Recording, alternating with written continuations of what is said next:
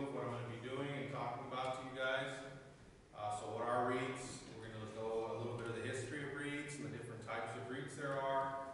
And then I'm going to get into residential REITs and do an overview on those.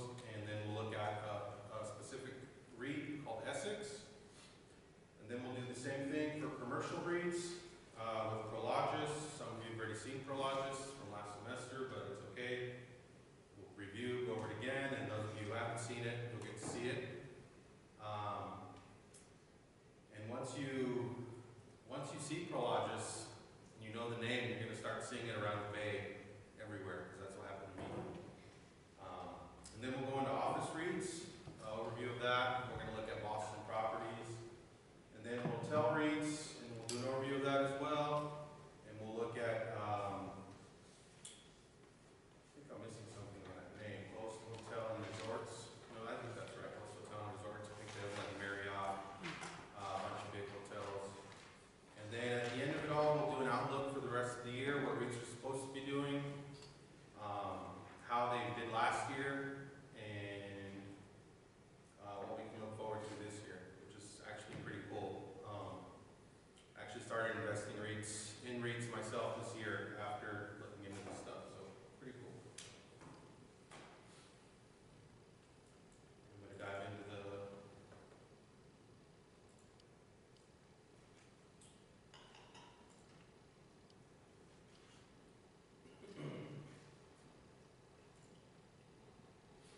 Alright, so let's jump into REITs.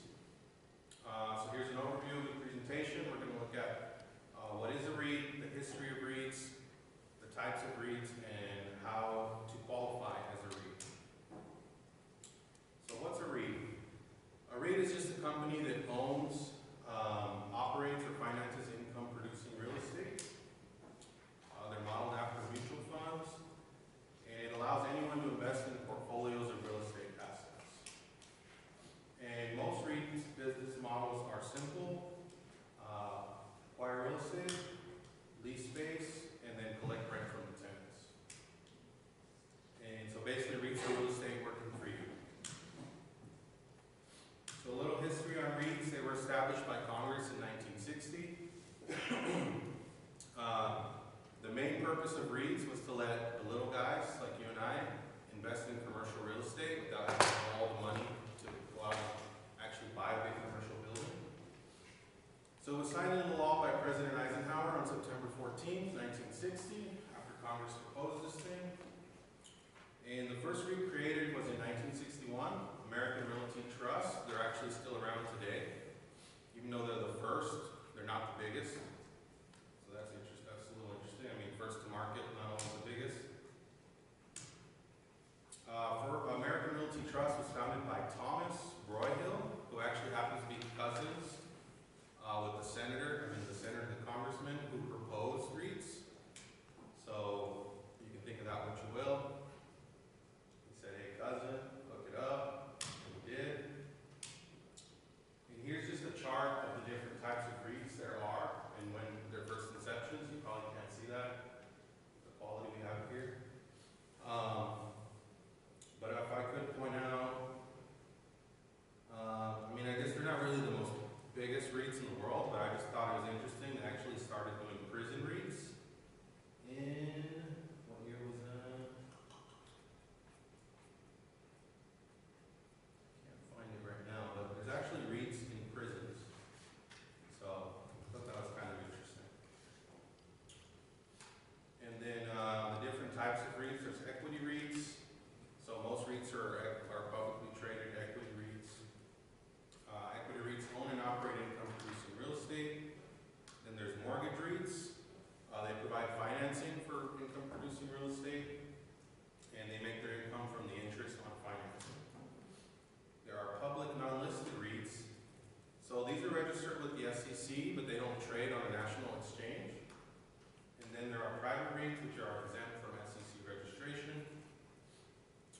And so how does a company qualify for a REIT? So they got to meet a bunch of different criteria. One is invest at least 75% of their total assets in real estate. They have to pay at least 90% of the taxable income out to shareholders as dividends each year. So this is what makes REITs really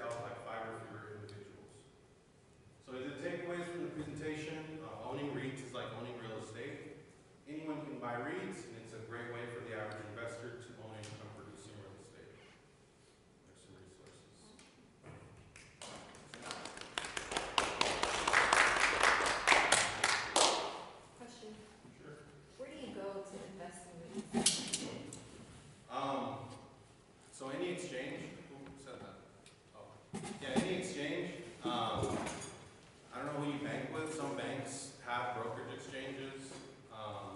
You can use TD Ameritrade. Anywhere you buy stocks, you can buy REITs.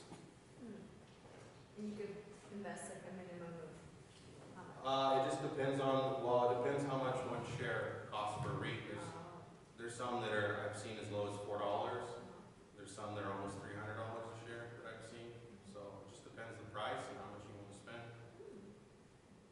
And then some, like I said, some pay quarterly, some pay monthly. So, and personally, I think the monthly ones, if you can find a good REIT that'll pay a monthly dividend, it's better because then the money compounds even faster when you're getting paid quarterly or annually. And so do you have it go into annuity in order for it to compound, or just? No, so when they pay you a dividend, most brokerages will give you the option.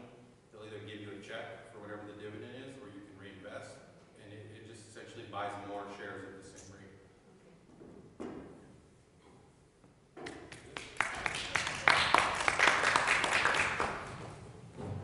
You want this? Yeah, You don't he want needs it. gotta have it. Yeah, because I can't hear. Thank you very much.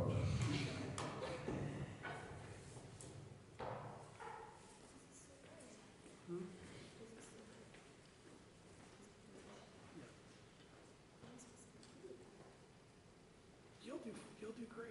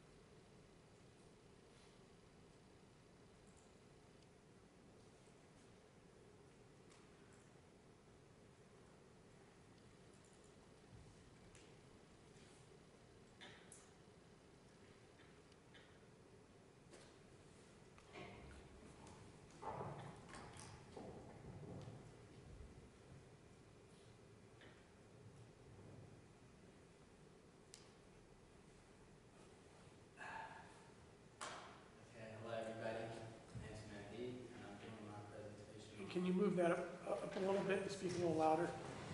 Thank you. Just put it up as high as you can. There you go. And then put it in your pocket too, so you don't drop it. Oh, this? Yeah.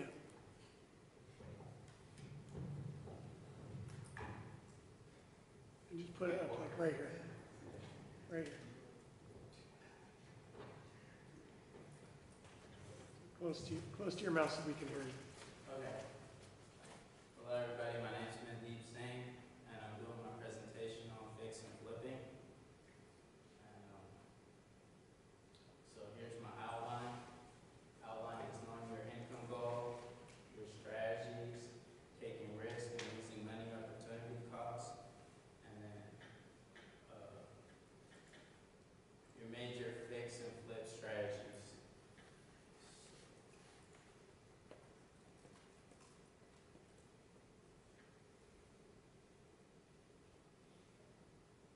So a major takeaway is the income, exit strategies, losing money, opportunity cost. Income is just like having a goal. My goal would be getting $120,000 per year. That means I would have to flip one house per month. If I want to net 10,000. And exit strategies, there are 4 exit strategies. It's wholesaling, buying and holding, seller financing, and fixing and flipping.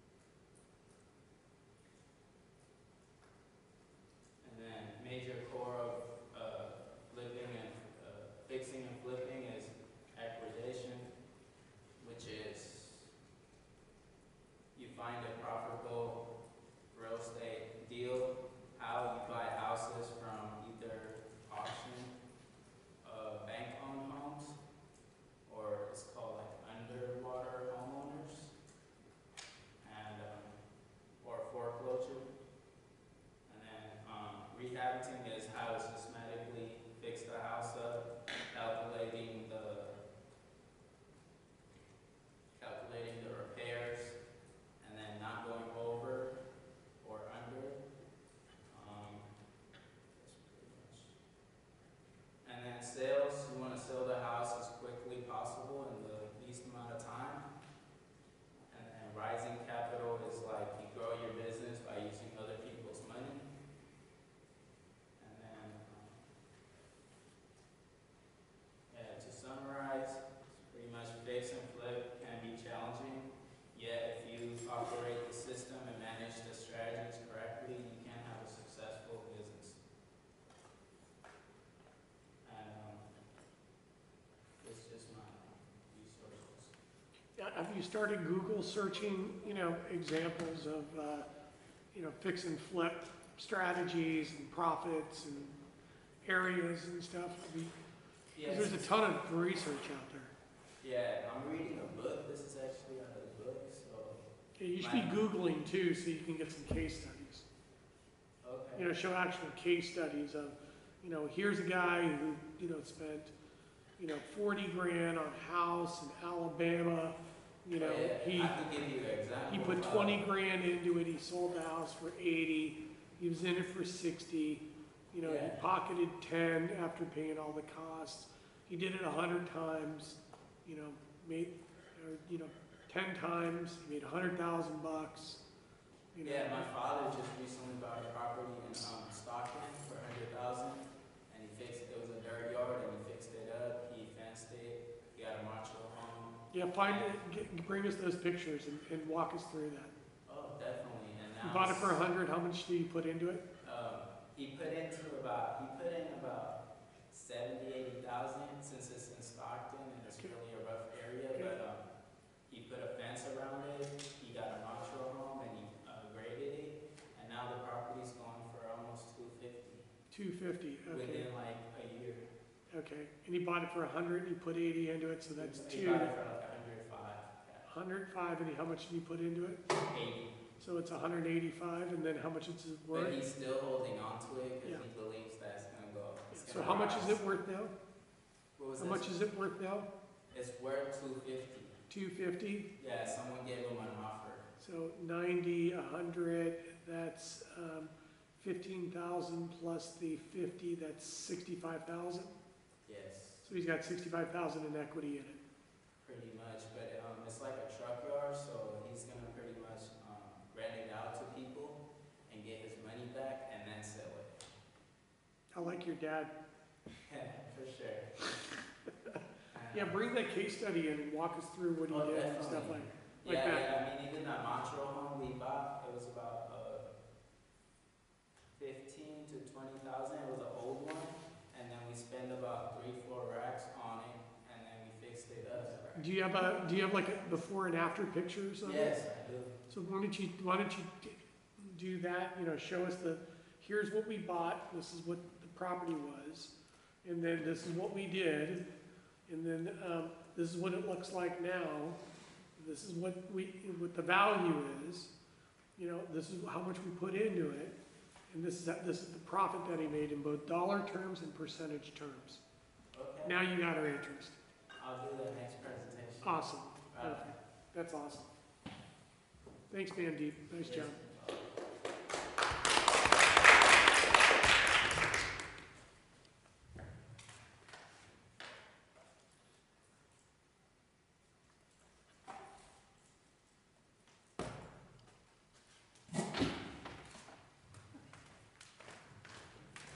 Did you say your dad did commercial too? Yeah. Did he do a commercial one too? Yeah, that's a commercial property. Oh, is it? Okay. I thought it was residential. No. Okay. But did he do other ones before that? Yeah, he had like a hotel. Can you show us the hotel too? Yeah, he doesn't have it no more, but it was in the East Coast at about 100 rooms. Do you have any pictures? Yes, I'll show it to you. Yeah, why don't you make that the commercial? Do get as many case studies as you can. Oh, definitely. You don't need any between 3 and 5 case studies, and then you can build the literature around it. Okay. Once you get the case study, that's the heart of the research. And then the rest of it's just, you know, the approach, the business plan around it. Okay. And since you got your dad already, he's, you know, that's awesome. Yeah, that's what he likes to do. He Okay. buys property. Well, that sounds like you'd like to do it too. Yeah. You might want to do it, but sounds like a smart guy. Yeah. Okay. Can you all hear me? Yeah. Hello everyone, my name is Amrit. Today I'll be presenting on housing affordability in the United States. I did research on like 2 separate links, so I didn't include everything, but it's a little mix-up, so I want to clarify it later. Okay, now are you doing the research proposal or are you doing the paper? Paper. Okay, do you have the research proposal? No, it's a little jumbled up. Okay, can you present it to us right now and give us the research proposal verbally? So my focus is research on housing, research on the changes, so remodeling of housing. So it's from interior, exterior, the affordability, and what affects the cost. So when you buy a house, how much does it cost to sell the house as is, and then how much does it cost to sell the house once it's remodeled and beautified? And then how much, I'll be comparing later throughout my presentations, I'll be comparing how housing, the prices is different between all of it. I don't have it fully down, but yeah. Okay, well, we need to work on that. Yes. Thank you. Any other questions? So why are we looking into housing affordability in the U.S.? It helps individual families and well-being in multiple aspects. This is just a few points. It looks prettier, it performs better, and it gives better opportunities. I'm just going to continue through the bullet points. So why the local economy? You're able to keep more workers if there's good housing. That means that maybe you'll go live out there, you'll have better jobs out there. It supports diverse businesses and sustainable economic growth, which basically means like if there's good housing, if the housing is affordable, it allows people to live out there and it allows them to spend out there because you make money by spending. The communities are better. If there's affordable housing, then there's more services. There's so many more backgrounds to it that like it helps become more diverse in the communities. It just allows you to have more opportunities. So these are a few statistics I just found recently comparing affordable pricing. I think this was posted up like last month, so it's a little new. Can you all see the numbers and whatnot? Here, let me go a little in depth. It's a little better. So this is comparing. On the last slide it says, so the dark gray, so the first side is, so the first side is 2 bedrooms and are affordable. So that's like the dark gray, the amount that are affordable with 2 bedrooms. Then the lighter gray is 3 bedrooms that are affordable. And then the red is either not affordable or less than 2 bedrooms. So that's just like 1 bedroom, something that's super expensive, out of the way, like it's really hard to live out there. Yes? So here in the Bay Area, it is really hard to live out in SF. As you can see, the second one says San Francisco, housing listing is 452K. And there's 91% of people say it's hard to live out in SF. That makes sense. And then San Jose, 69% hard to live out there, 85% in Los Angeles. I'm kind of surprised that it was 85% in LA, and it's 91% in San Francisco, just because like the population is way larger out there. And then San Diego is 74%. It's really nice out there. There's cool beaches. And then the 3 bedrooms and the 2 bedrooms. So why is housing so expensive? Here, there is a lot of money that goes into housing, but not all of it's used in the right ways. So maybe they didn't have right proposals or whatnot, and money wasn't used to make housing. So there's the number of units underproduced in 2000 to 2015, so that's 7.3 million units. There's a comparison of how many percentages. The darker percent is over 17%. So a lot of homes were underproduced in our area, like California and whatnot. But I think this is just a comparison.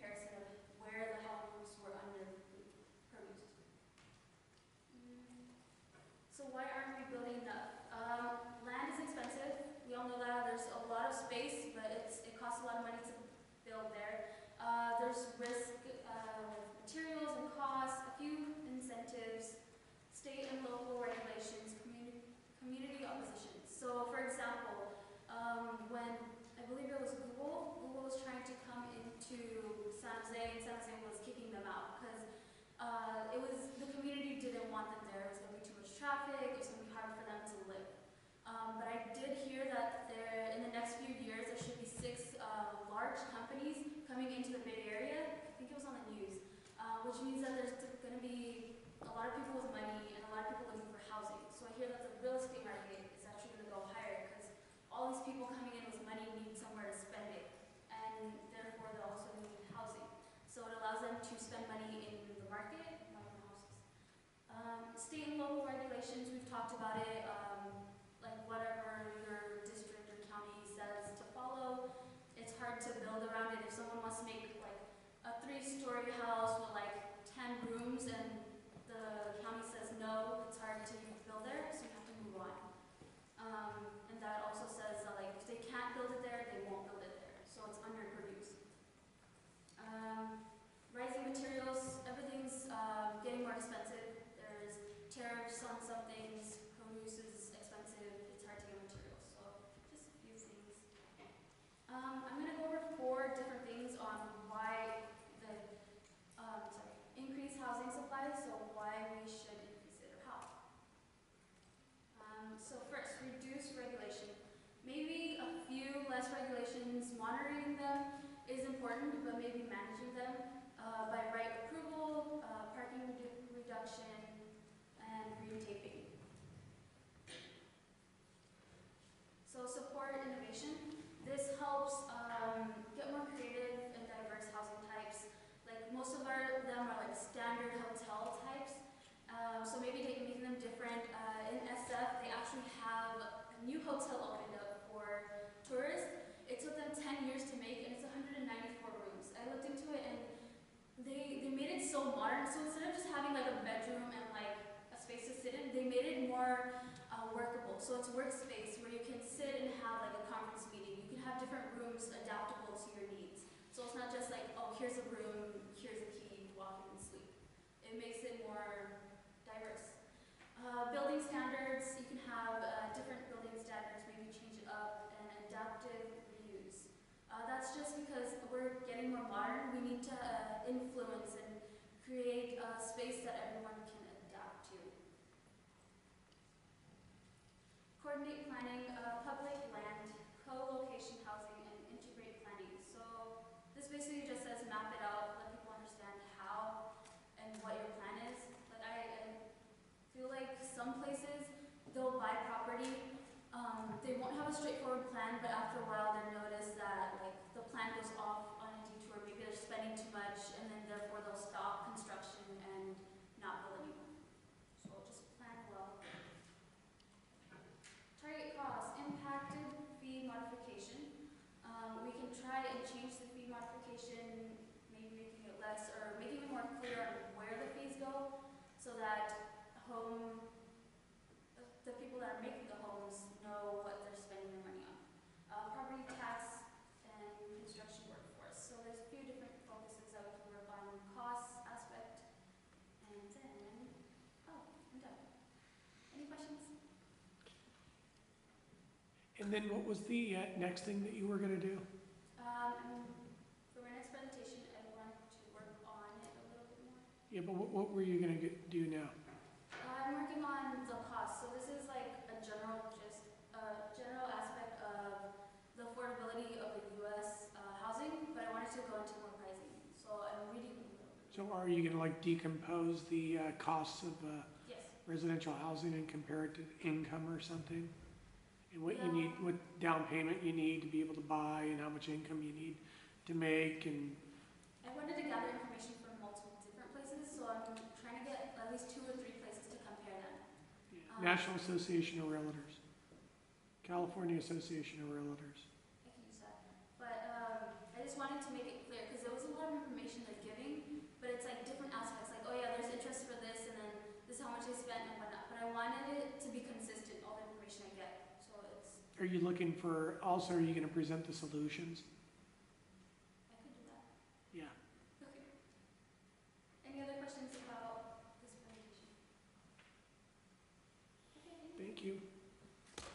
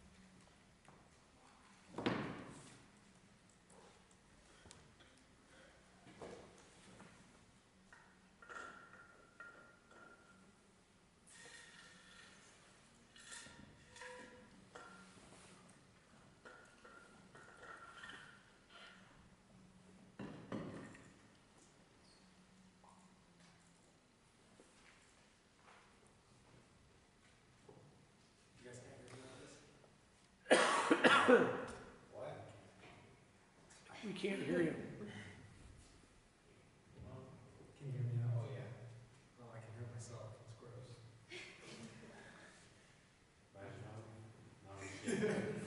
Good believe. Hi everybody. I'm Sid. This is my research agenda.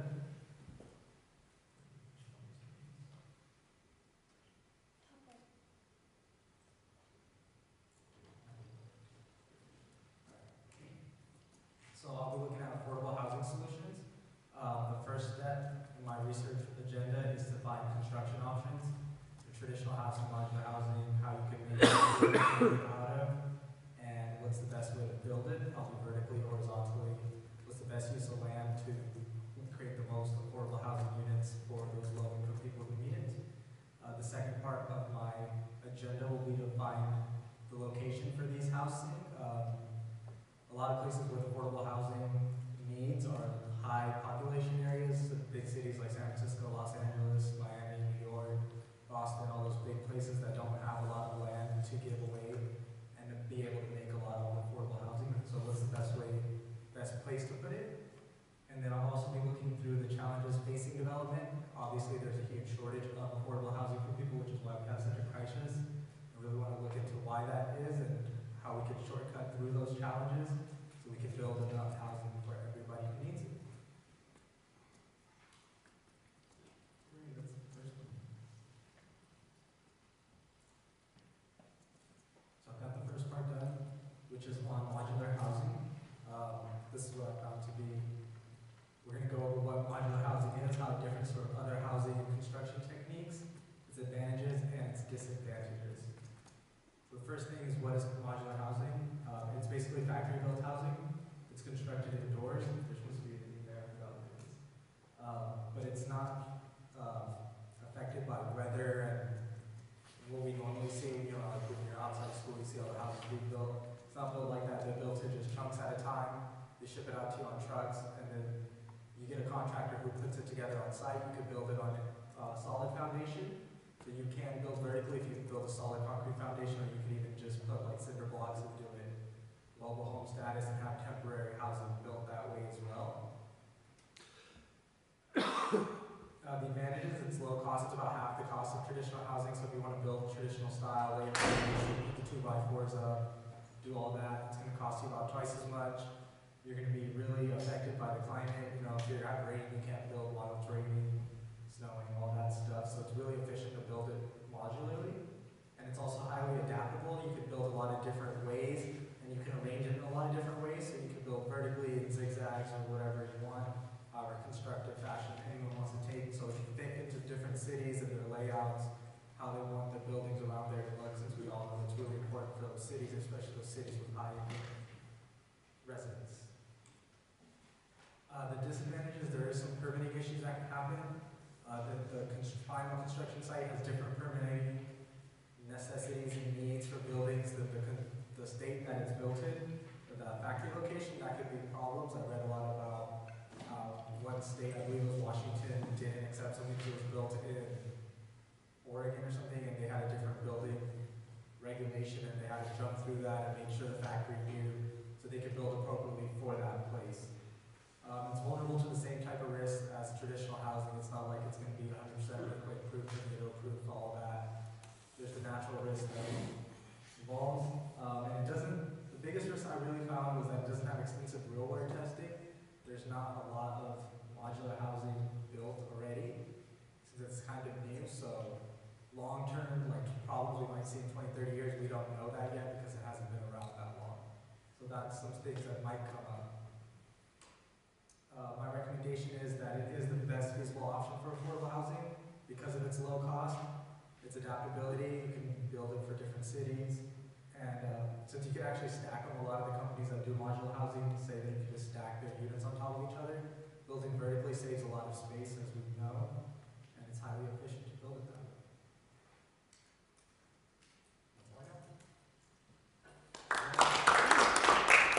So what's the difference between manufactured housing, modular housing, and housing where you build the walls and you assemble them? Oh, well, like the traditional style is like the most well done, but it's also the most expensive. That's the one that people are like, well, it's, you know, you have to worry about the climate. The manufactured housing, I forgot. I remember it was supposed to be in here, but I didn't get to touch it on. But I'll look into it more for my next presentation for that. Yeah, but is modular housing just the whole thing is in one modulated unit, or do you actually bring in the walls, you set the foundation, then you bring the walls in, you bolt it together, like an It's erector set? Foundation and it comes total. Yeah, Okay. and you can arrange it though, and you can move different things around. We're gonna need to see pictures of that, Yeah. the There's products. different companies that do it different ways, so I'm gonna look into all of it. We're gonna need to know look at the different product types of that, the different types, the price points, and construction costs and profit estimates. And then what the production runs look like, how much of this stuff can they actually produce? And then, are these one-off type of modulated housing, or are they in planned unit developments where you have rows and rows of this stuff? I mean, how is it actually integrated into the urban landscape? We'll look into it. So some of them, a lot of the ones that I saw don't have fully projected things yet, so they have like ideas and illustrations.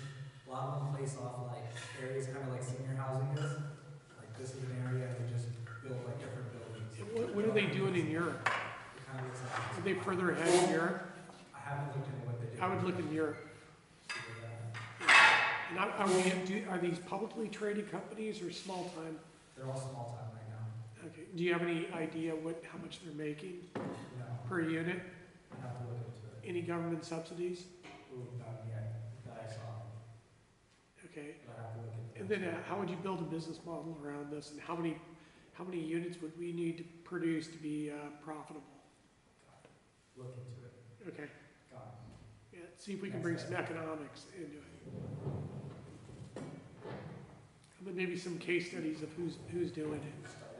Now, did I send you the Builder magazine? No. What's your email address again? SGill47. What is it? SGill, SGILL. 47 At Horizon. at HORZON, HORI, Yeah, HRI, sorry. ZON.com, No, it's horizon.csu East Bay. dot CSU, East Bay EASTBAY, .edu. dot edu.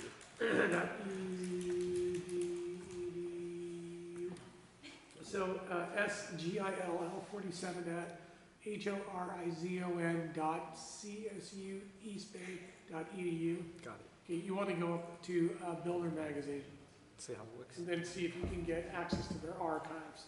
Okay.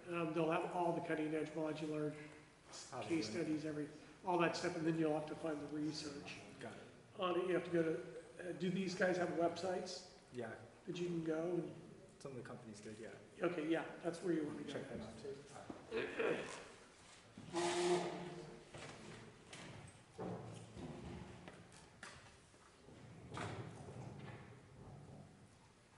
Hi, everyone. Is this working? Can you speak up? Better? Oh, yeah. Okay, I'll just hold it like this. So my research is on equity-rich communities. So starting with my outline, first I'll start off with what it means to be equity-rich. I'll give a list of the most equity-rich communities in the Bay Area. Some research on the demographics of those people who own the homes.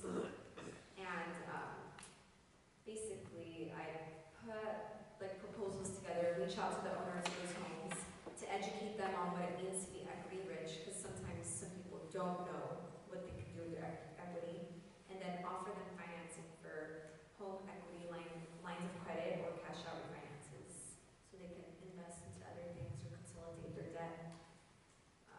Okay, so equity rich. Equity rich properties are those with secured loans that are 50% LTV or less.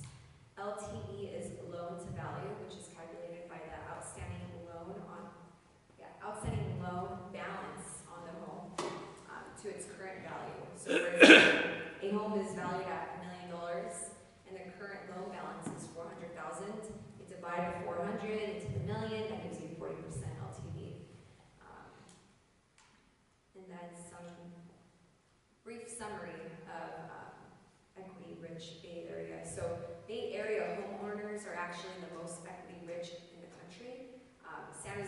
most equity-rich homeowners with 66.1%, and San Francisco is number 2 at 56%. And that's all I have for now.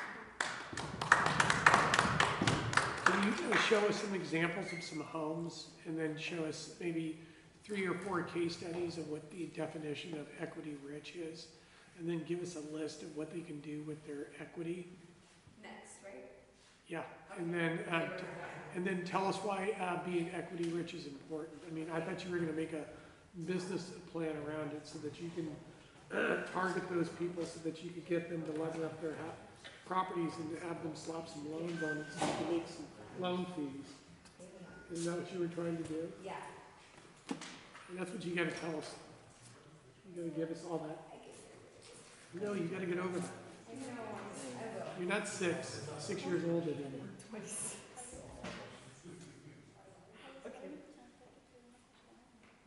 We need the definition of what equity rich is. You gotta show us the housing markets that are equity rich. You gotta show us the locations. You gotta show us examples of the house. You gotta show us, here's an example of 3 equity rich locations, 3 equity rich homes. They bought the house for X. They have this much equity in it, and if they lever up the house to an LTV of 70-30, this is how much they can pull out of it, and this is what they can do with the equity. Here's an example of non-equity rich places. No, I'm yelling at her. He's yelling at me. Definition of equity rich. Yeah, definitions, give I us did get a examples. definition of equity rich. Yeah, but you kind of skipped over it. Okay. And then you gotta show us examples of the Examples of the homes. geographies, you gotta show us the demographic attributes associated with equity-rich home locations, you gotta show us some pictures of some equity-rich homes, you gotta show us what they bought it for, how much equity they have in it, what the current value is, and if they wanted to pull money out tax-free, they could, and give us kind of an example of the amount of money they could pull out of the house and still be, comfortable with the Yeah. mortgage payment. Because they can pull the money out for free. So give us some examples. And then give us your business model and tell us how much money you could make per loan if you pulled out. On a $1 million house, if you could pull out, $250,000 loan, and then what's the fee on that loan, and if you could do 100 of those per year, what's your business model, how much would you make?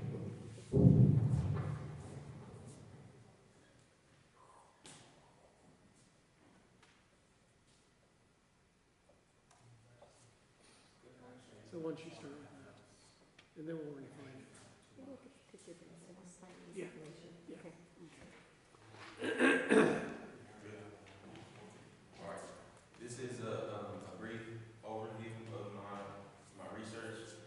It's gonna be, my objective is, I'm gonna just read it off. So my overall objective is to convince investors that the Tri-Valley region in Northern California is a lucrative investment for apartment buildings and multi-unit housing, in large part due to the influence technology has had not only on the Bay Area, but the West Coast as a whole.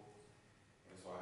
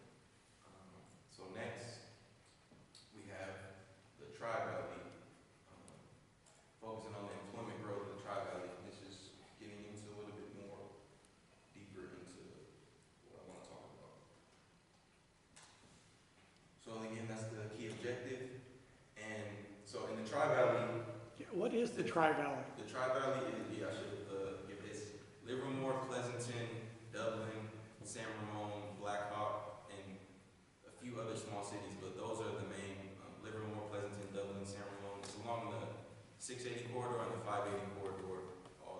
So it's Livermore, Pleasanton, San Ramon, and Dublin? So, in Livermore. Livermore, Pleasanton, San Ramon, and Dublin? Yeah. Okay. And so since 2005, this area's population has increased by 29%.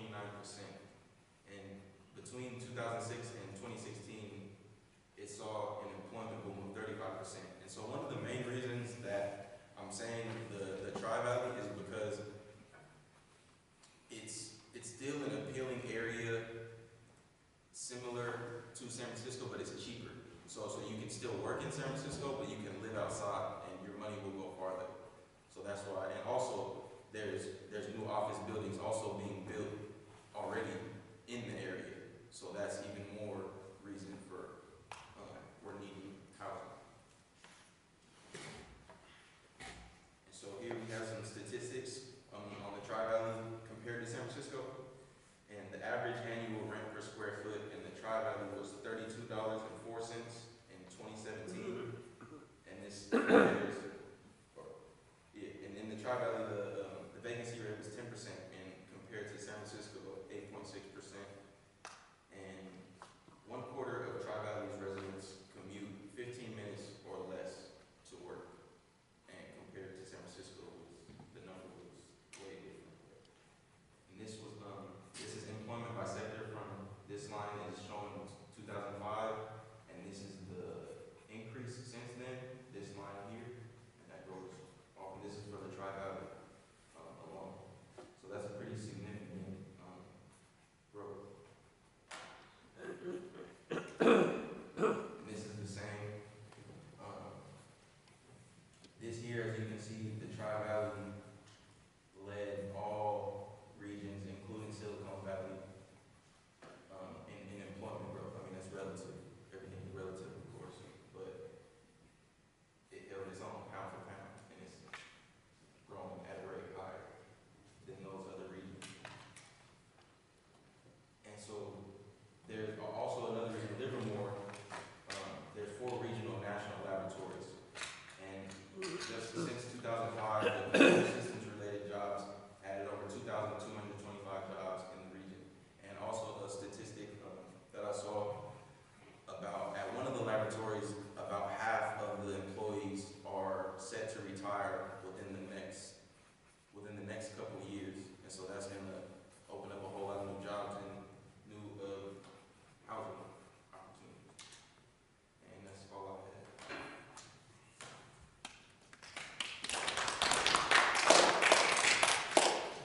had. You need a table. Well, first thing you need is a graph. Because you talk about the Tri-Valley, you need to define it. Then you need to show it in a Bay Area graph, and you got to show the Tri-Valley from a map standpoint. Okay, and then probably drill in, right, down in to kind of show us what it is. Then you need a table, some data that basically shows the population of households, income, and employment.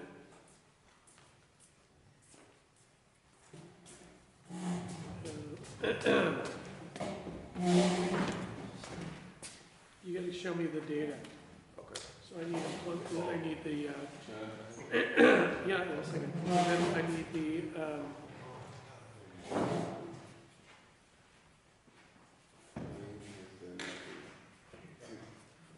so what you're going to show me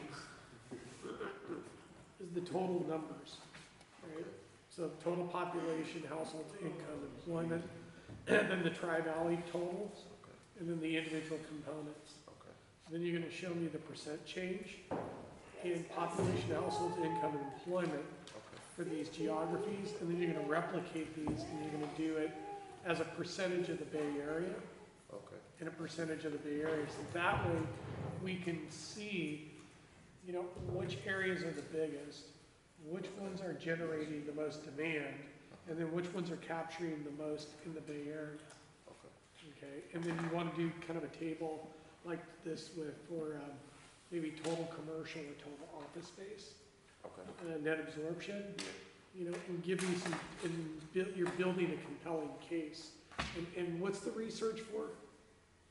Apartment buildings and Okay, so multi-units. then what you're gonna do is you're gonna, take the, change in population of households, maybe income and employment, and we're gonna convert these into apartment demand.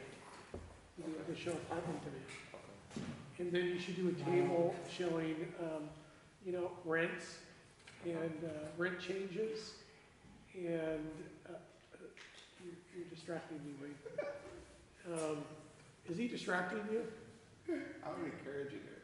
Oh, okay. And then like net absorption. So that's gonna be all of your market research that's gonna support the apartment construction. And then you wanna show on a map where the, apartment construction projects are located. Which ones are under construction, which ones are existing, so you can see where they're located, Okay. right? Yeah. And then, maybe show, maybe, 5, different, apartment projects. Okay. With some, you know, what's the occupancy, what's the rents, how many units, how many 3, 2, 1 studio mix, you know, kind of give us an idea where they're located next to the park, whatever. Yeah. So now you're kind of digging into that. So you got the support, you got the data that supports the demand for more apartments. So then the last question would be, you know, what land is available for apartment development? And then we identify those, and then we go to my buddy, and we said, we've already identified, Cameron identified, did the economics and identified 5 sites, you know, in the Tri-Valley that we should probably buy. Okay. And then, I'll make an offer on the land on behalf of the client. I'll charge them, a point, on a $4 million parcel. That's what, like, 1% of 4 million is what, 40? 40,000. That's 40,000 times 4. 4, 8, that's 160, that's $160,000. I'll get, 100, you can have the 60. Let's do it. Something like that. Let's do it. Something like that. Yeah. Okay, and get your real estate license. I'm on that. Right So now. do the research, see if we can find some parcels to. Okay. Yeah.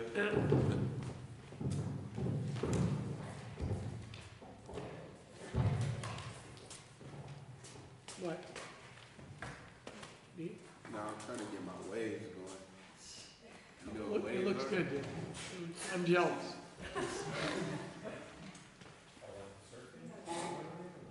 Hi, everybody, can you hear me? Oh wait, I think I gave you my other, I gave you one too many sheets. Oh, yeah, we should. All right, thank you. My project proposal is on value management of construction. So the outline is, I'm going to go into the history of value management and what it is, how to manage the scope of a project, how to apply it to construction, so what the techniques that are used, cost prints for construction projects, and then the benefits when you apply it to construction, and using value management in order to invest in other construction projects.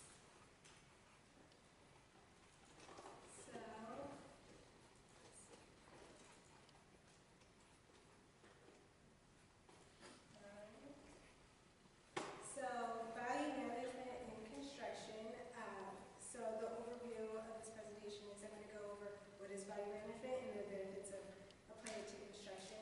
So value management, it was started in the 1940s, 1950s by Lawrence Miles, and it's a means to improve the value of current projects.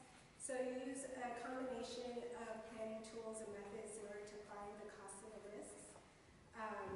You process the planning and assess the projects that you are planning to invest in. And then this helps develop the projects in order to make the right decisions. So you use first you want to start off with the scope of the project, so you want to detail deadlines and deliverables and timelines, and then make sure the costs are right, and then the quality of the project is going to be good, and that's what you use to decide if you want to start that project. So when you apply it to construction, you can identify the problems that can be omitted. You can have items that are certain specifications that can be changed over time. Or you could use, if you're too expensive and then if you're below budget, you can later reapply it back to the project.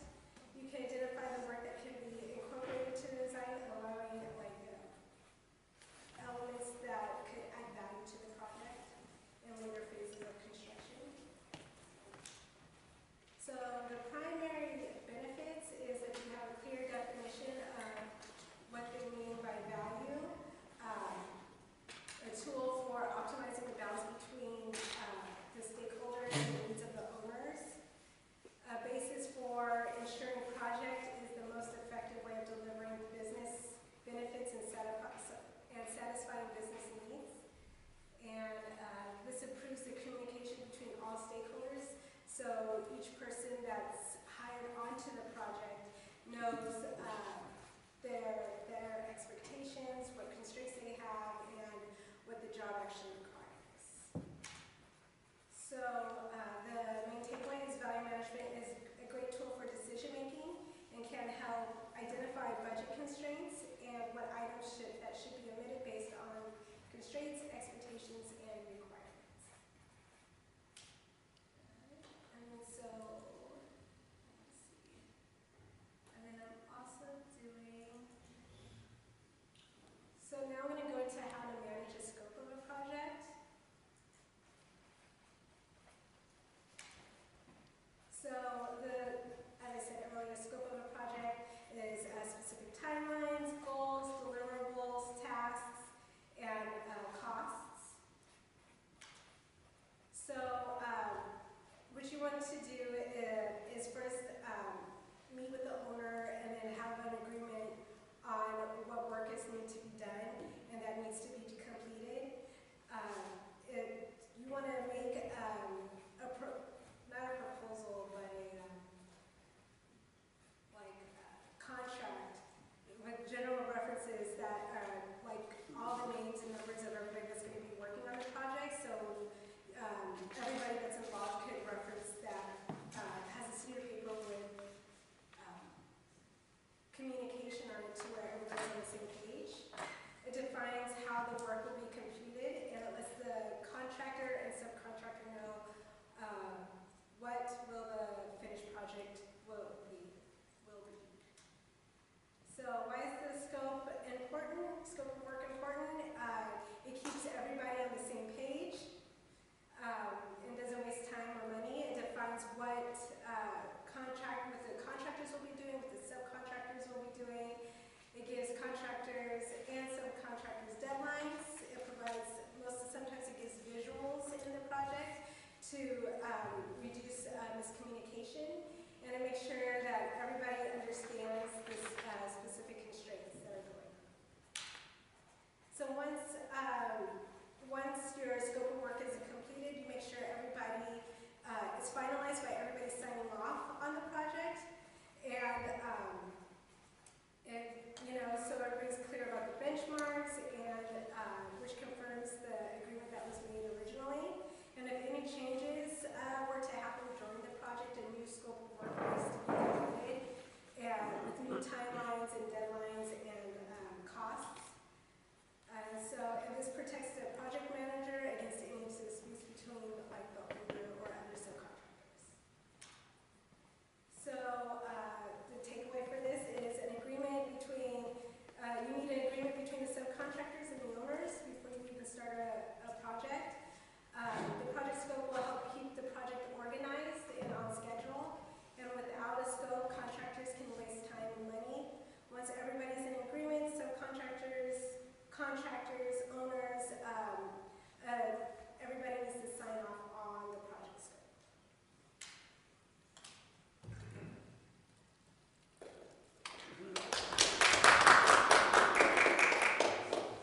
so here are my comments.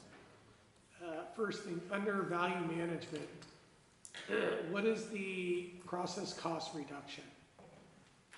The what? Process cost reduction. The process cost reduction, Yeah, let me read through this. okay, In dollar terms. in dollar terms? What is the time process reduction? And what is that, how does that flow to, what is the amount of time and what's the cost of the time? So one is the total cost reduction by implementing value management techniques. What is the time that's saved? How much time is saved and how much costs are saved? I mean, isn't that what you're really getting at here? Is the cost savings? Isn't that the value that's being created? Yeah. Okay. And then show examples of the application. What companies are implementing it, what type of projects have been, where this has been used, and what is the economic results from it. Show a flow chart. The cost reduction at each stage of the process. Obviously, when you're project managing these things and implementing the value management techniques, you're going to get cost and time reductions that are different at each phase of the construction project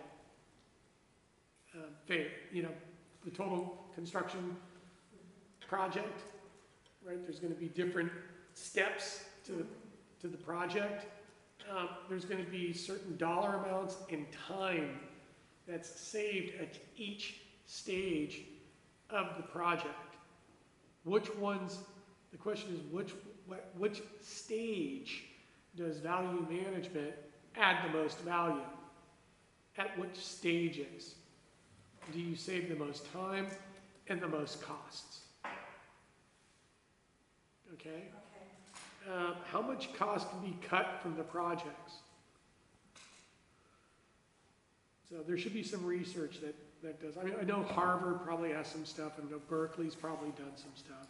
Yeah, I was looking at Harvard Business Review for case studies. I bet MIT's done some stuff too. Those are all like really strong construction management and construction schools, you know, with architecture backgrounds and civil engineering. I would show 5 case studies, a minimum of 3, maximum of 5, where you can show where the value management techniques have been utilized and with the cost reductions and with the benefits were and how they added to the economics of the overall projects. Right? Because if you can reduce the cost, that flows right to the bottom line and you end up, the projects become more profitable. If you can save time and bring the projects to market, you can lease them up quicker and occupy them quicker, therefore you can generate revenue sooner. Okay. What is the effect on profitability? So you have, you know, a project or a company that doesn't use value management techniques, and you got a project and a company that does. What's the difference between the two? Okay. The other is, what are the challenges of implementing this? Where are the bottlenecks? Where do people fail in implementing these strategies?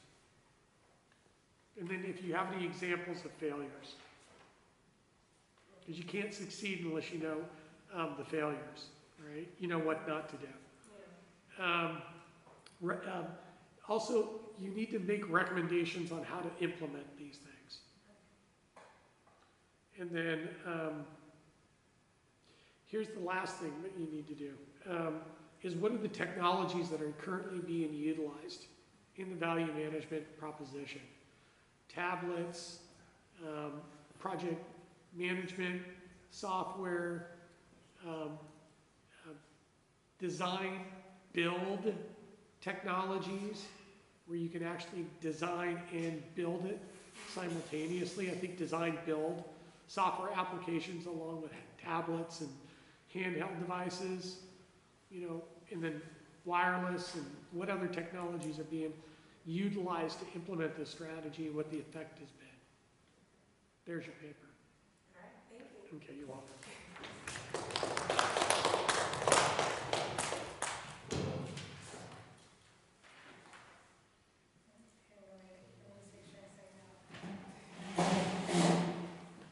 Cynthia, here's my notes.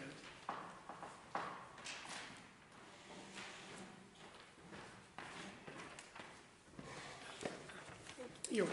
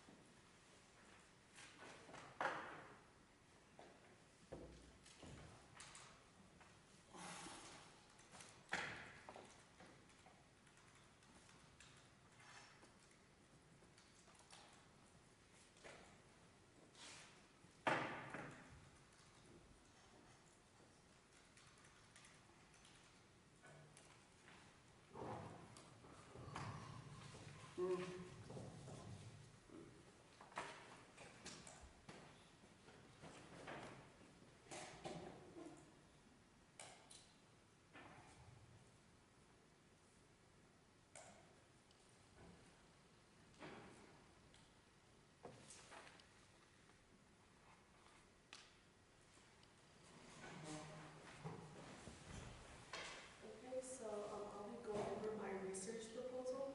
Could you speak up a little bit? I'll be going over my research proposal. Perfect, and just project.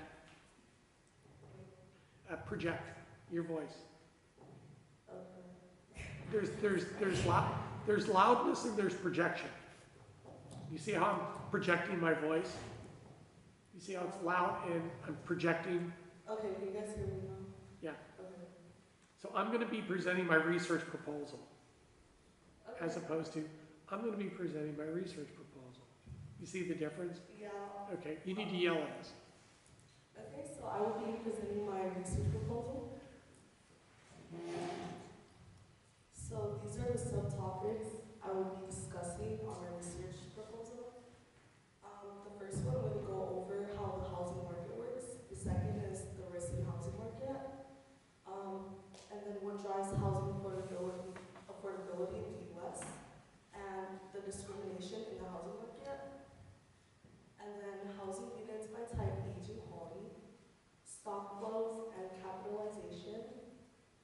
The next one is housing consumption and life cycle, vacancy, mobility and housing sales, market conditions, and the investment returns on real estate, the demand for property and ownership and occupancy, and the last one is zoning and fiscal impacts of residential development. And today I'll be presenting my first topic on how the real estate market works.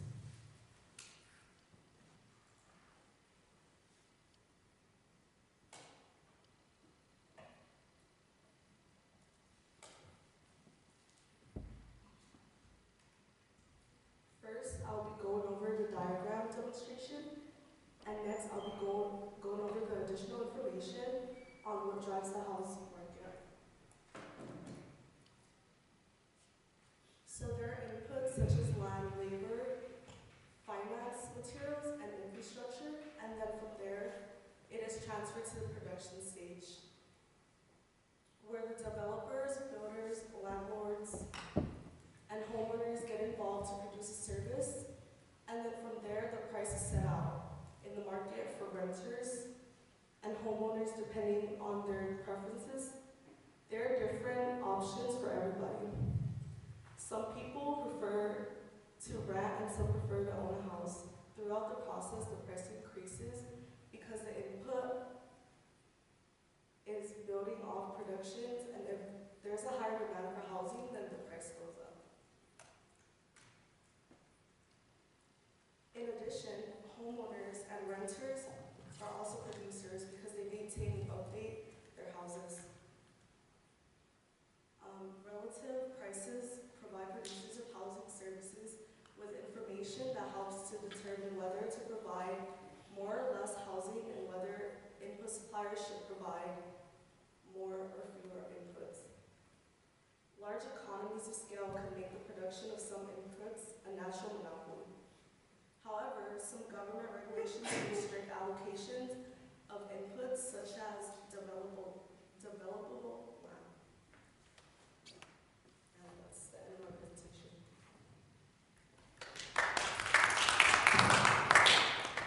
Okay, so my first comment is your resource scope is a dissertation, and you'll never be able to get through it in the time period that you have for the rest of the semester.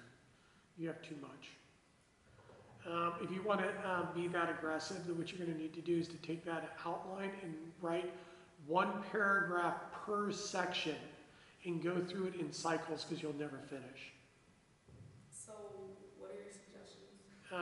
You have to decide to either scale down the scope of the research, or what you do is you go and you do it in waves, and you write one paragraph per subject from your outline. Or can I do And like then do it again. a page or something? No, Or you're not going to make it. okay. I would start with one paragraph and then go add a second paragraph to each section, then a third paragraph to each section, if you want to keep that outline. Okay. If you do 1 page per subject, that's a 15-page paper, single spaced. So that's like 30 pages double spaced. So the question is can you, that's pretty aggressive. So the question is, what's your strategy to be able to manage the scope of your research? I'm gonna go through like the certain topics. I'm gonna look through like journal articles and like books. Yeah, I'm just saying that if you're going to do 1 page, that's 15 pages single spaced. Right? You can do it, but I'm just saying, just be careful. Okay. It's called project creep. Okay? The scope of your project is pretty large, so you're going to get into certain areas of the research, and you're not going to be able to complete the paper. Okay, so I should do like 3 topics and just really dive in. I would do 5. 5? Okay. I'm limited to 5, and then, but make sure they're related to each other. And I would read my paper, the one that I posted to the website. Okay. It answers a lot of those questions. And there's other research that's pretty readily available to you. What's the goal of the research? What's the major takeaway from the reader? What's the goal of the research?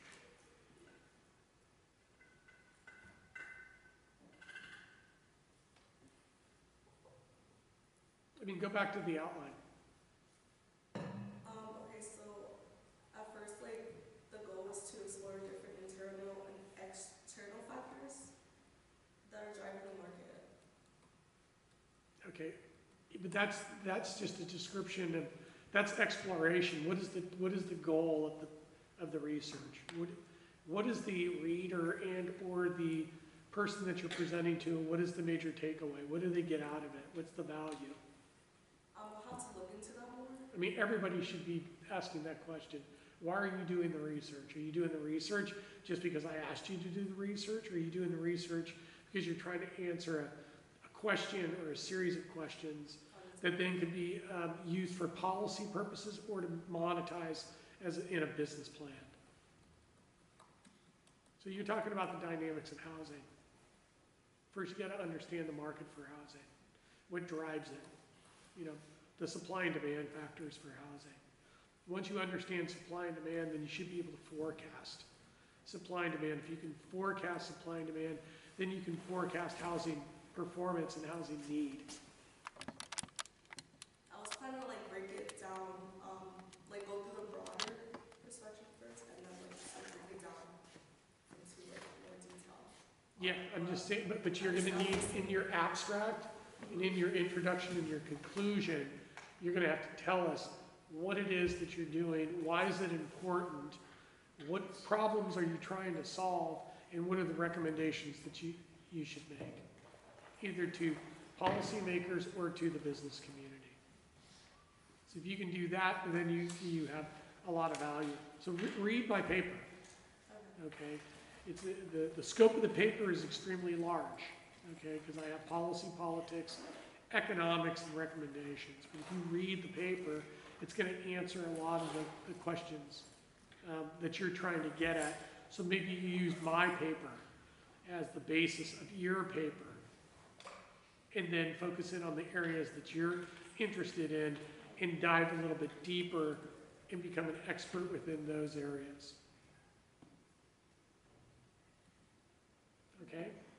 Okay, so you guys should bring back like a second round. Every week you should be just, get up there and do a 5-minute presentation. Get ready to do the presentation, show me the work. You should start building the research report, building, the presentations, and just get into the rhythm of production. And then we'll just, within a couple weeks before the end of the class, then we'll pull it all together and start doing the paper edits, pull it together as a report. Okay.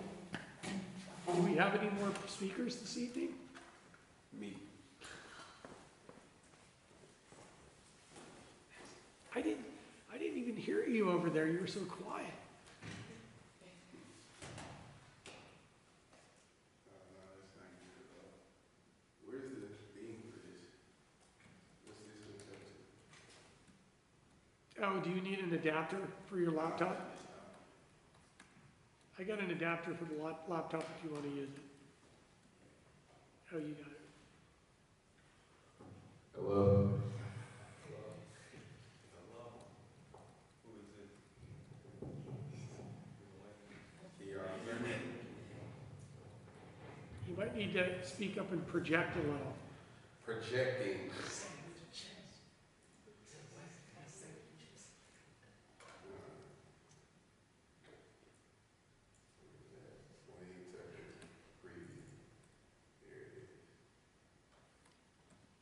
Alright. Can y'all hear me? Am I projecting? Yes, it sounds great. Excellent. Alright, so my presentation today is on Chinese housing. And my name is Wayne MLS Tucker. Nobody caught that joke. Alright, so the first part, I'm gonna without getting too much into it, I'm gonna talk about the industry chain in the Chinese housing market. I'm gonna give an overview of that, along with pictures and diagrams. And then in my second part, I'm gonna give indicators of a housing boom in the Chinese market. I also have statistics, data, and chart for that. And then some of the factors that cause housing booms in China. I already have that laid out too. And then part 3 of my presentation, I'm going to give consequences and risks of the housing boom in China. And then on the fourth part, which didn't make it for some reason, in the fourth part, I'm going to talk about monitoring the Chinese housing boom and some possible solutions for it.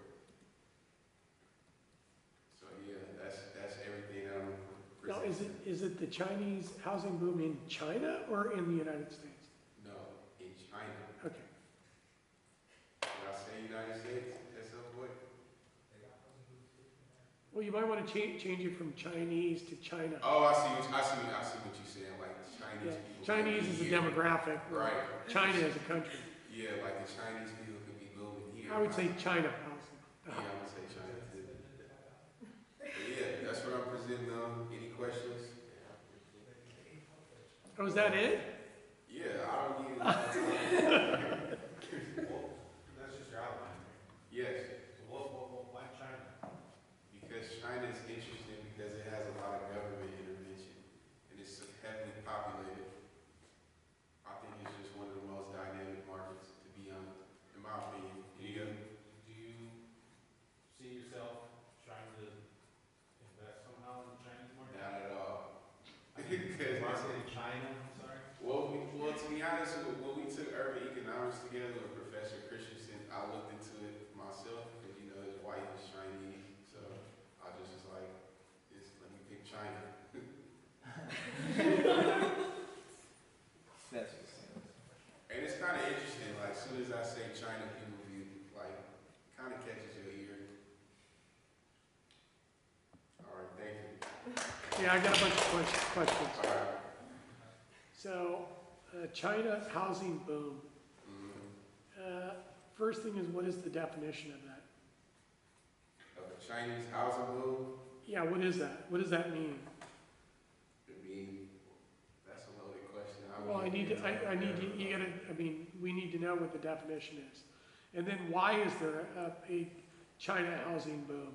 What are the government policies? What are the demographics? What's the economics? What's the capital markets? You want me to answer that now, or? Just think about it. All right. Hold on, let me go over it. All right. So capital markets, you got financial institutions, if there are any. Yeah. Then you got supply, Mm-hmm. right? So you got construction. Mm-hmm. The question is, what are the types of construction? Yeah. You know, how much, the amount, the location, right? Because they have those large mega cities, right? Mm-hmm. Yeah. What is a mega city? What is the definition of a mega city? How many people live in there? How many structures are there? I mean, these guys are building, you know, and have built, you know, thousands and thousands of mega structures in these mega cities, and a significant portion of the total inventory is vacant. What is the occupancy and the vacancy rates how much does it cost to buy one of these things? How much does it cost to build one of these things? Mm-hmm. Obviously, the demographics and the economics are there to build it, but you got to remember that part of the building boom in China was basically policy driven by the government to basically create construction jobs to pull, you know, millions of people out of poverty so that they wouldn't take over the government, you know, and throw out the Communist Party. So it's basically industrial policy that you have to look at, which makes it extremely different.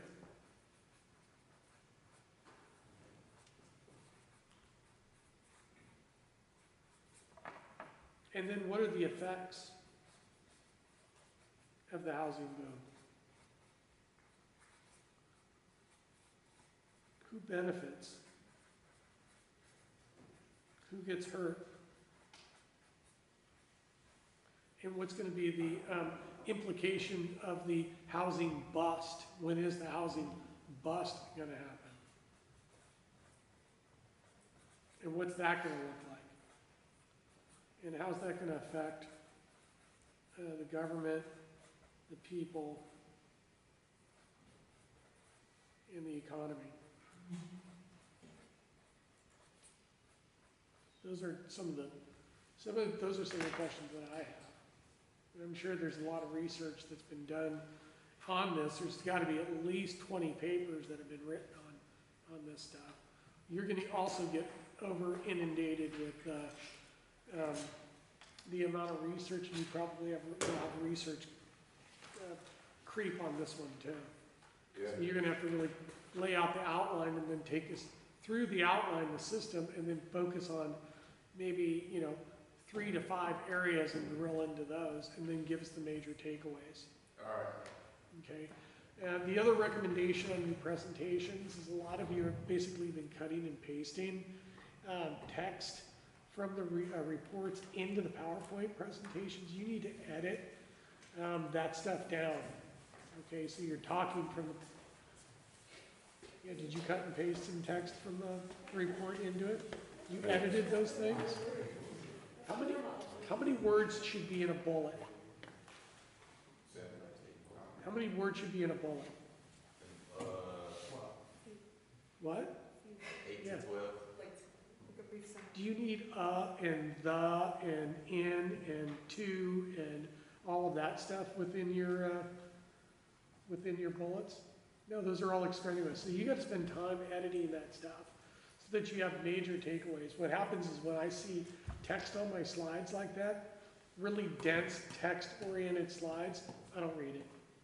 Okay. And if you're going to do text, you need to bold and then maybe change the color or something, so that the text sits in the background and the key takeaways are bolded so they pop out of the presentation. Okay. So when you're doing the presentations, less is more, right? when you walk through it. Usually what I do is I put in the text and then I edit it down into bullets, okay? So that it becomes, you talk from the slides, not read from the slides, and you flow through the presentation, and it becomes, you get through the presentation very quickly so you can take questions, right? So your presentation should be, 5 to 8 slides, which will probably take you 5 to 8 minutes or 5 minutes, and then you have another 5 to 8 minutes, of Q&A. Okay, cool. Wayne, do you have any more? No, I'm good. Okay, that's it? Yeah. All right. Yeah, sure. So what is the deliverable for next week? What do we want to accomplish next week? What are you going to bring me next week? Every week you need to bring me more. Maybe a revision of the research proposal, more presentations with data in it, more flow. You need to work on these things, okay? And then what I'm going to do is I'm probably going to, we should be able to move through the presentations quicker, okay? So we're not spending all the time. It should be every week you're giving us an update, okay, on your research, okay, showing us your progress, showing, telling us what you're doing and what the major takeaways are. Then what I'm going to do is I'm going to write up a midterm, okay, based on the housing policy paper, the presentation that I did last week, the supply-demand analysis, the cycle analysis, and then what I'll do is I'll send that to you and it'll be a take-home presentation, a take-home midterm, using the, I'll do some lecturing and then you're going to have to pull together the information like you did for the quiz. And I'm going to ask you basically the same questions. All right. See you next Thursday. Oh, are we done? I thought you. Well, I guess Wayne wants to go. Okay. You need to read the paper. Okay. You need to read the paper and you need to look through the PowerPoint presentations that I put up there. But you're going to need to read this paper. Okay. And this will be the final. Okay. But I may ask you some questions on it. Selena, you need to read this paper. Amrit, Yes. you may want to read it too.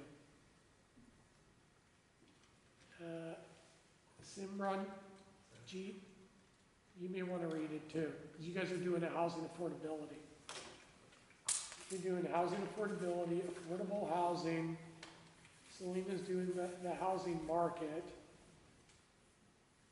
So there's 3 people that where the paper would probably help.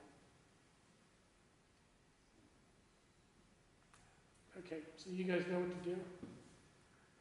Okay. Okay, more stuff. Did you give that paper out last week? I posted it to the website. Oh, okay. Yeah, it's like, I don't know, it's like, I don't know, I think it's like 60-something pages. That's the one that's been up there? Yeah, I posted it last week. Oh, you just posted that one? Yeah.